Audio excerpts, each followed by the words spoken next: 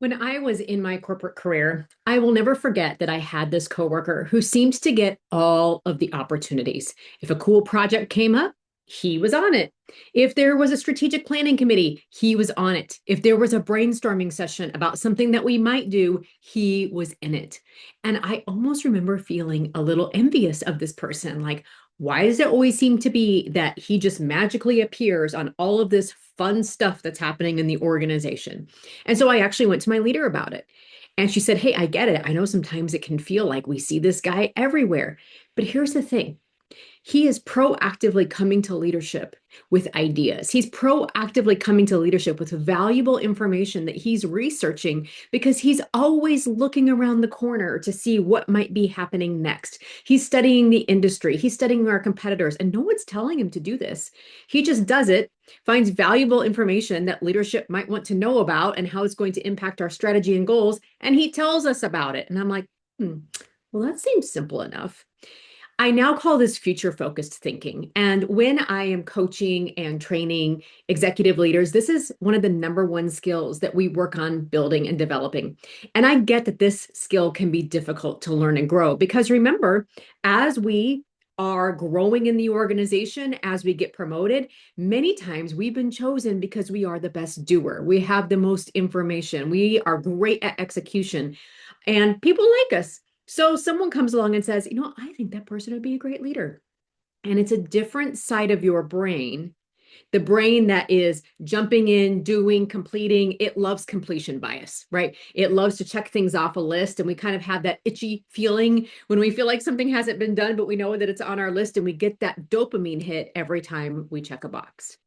Future focused thinking is much harder. It uses a different side of our brain. It uses a part of our brain that requires thinking, planning, strategizing, and we're not going to get that immediate dopamine hit. So it's not the first thing that we often think about when we think about, gosh, what should I do or how should I spend my time? So I want to give you some strategies that I see my top leaders using when they are strong in future focused thinking. This is the first step in becoming an obvious choice for future opportunities in your organization, especially opportunities that are going to be higher up, more strategic in nature, where it's less reaction and following a list of what we've been told to do and more ambiguous strategic planning of looking around a corner.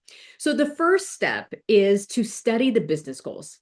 I want you to think about what's changing in the company. Where has recent growth been coming from? Where have we been scaling lately? Where are cracks starting to reveal itself? If you look at the graphic in your notebook, you'll see something called seizing the growth gap.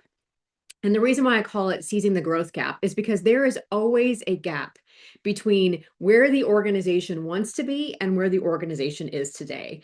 And as they have to grow and scale and increase revenue or do whatever it is to do to fill that gap of where they are now and where they want to be, stuff's going to go wrong, right? People overload the systems, clients overload the systems. What we used yesterday doesn't work today. Maybe some of the process efficiency tools aren't working. So it creates challenges, but it also creates opportunities. It also requires us to have different skill sets. Maybe the skill sets that worked for the organization a few years ago aren't going to be the skill sets that bring us into the next century. And so as you look at that graphic, those are important things to consider of things or situations or projects or pieces of software that could be impacted as your organization is going from where they're at today and where they want to be. And this is why it's so important for you to take ownership of how am I in my seat going to help my organization spot those opportunities and issues and help them close that growth gap. And it starts again by studying the business goals.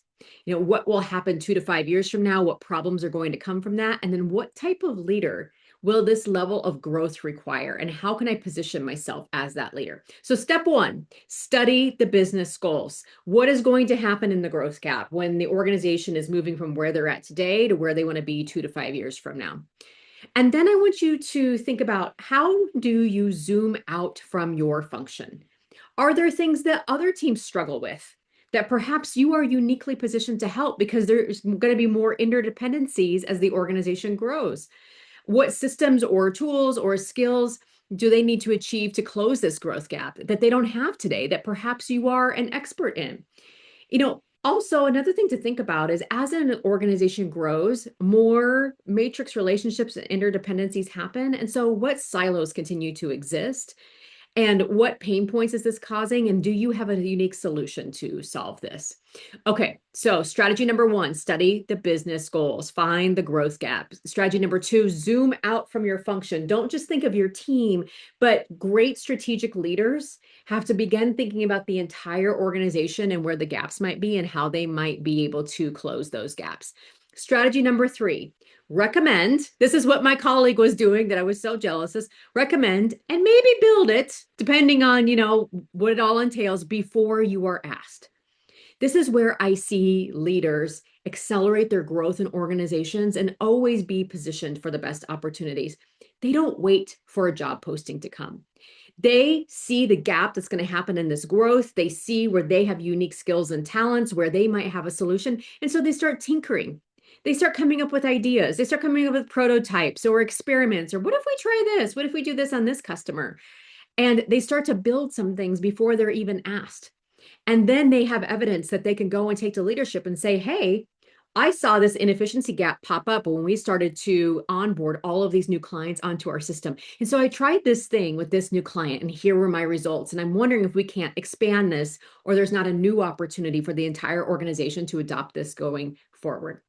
So, three strategies: study the business goals, zoom out from your function, look at the broader organization, recommend it, maybe build it before you're asked so that you are creating a job that's coming. And then finally, when you go into your one-on-ones, I want you to start thinking about how can you have more strategic conversations versus just status updates. I know it's really easy sometimes to just go into our one-on-ones, talk to our leader, and go through the checklist of everything that's coming up. But take a conversation like this to your leader. What are you seeing? What are your competitors doing? What are your customers telling you? Hey, what trends are you hearing? What's coming down the pipe that maybe only you can see? Bring these types of conversations into your one-on-ones so that you can be seen as someone who is looking around the corner, paying attention to the industry, paying attention to customer trends, and you have valuable information that can help your leaders make very important decisions to help them move their company from where they are today to where they want to be tomorrow. Finally, those four things can help you become a more future-focused leader. And this is so important because in the age of AI can give us lots of things. In fact, AI can help you find some of the answers to this. You can use AI to say, what is happening in my industry? What are the recent trends? Are there any mergers and acquisitions happening? What new laws have been enacted that impact my industry? It's great for research, but what it can't do very well is it can't predict. It's a valuable data source. So future-focused thinking is a wonderful strategic leadership skill that you can build to position you as an obvious choice for future opportunities by claiming your identity as someone who is strategic, thoughtful, and looking around the corner to help prepare the organization for what's next.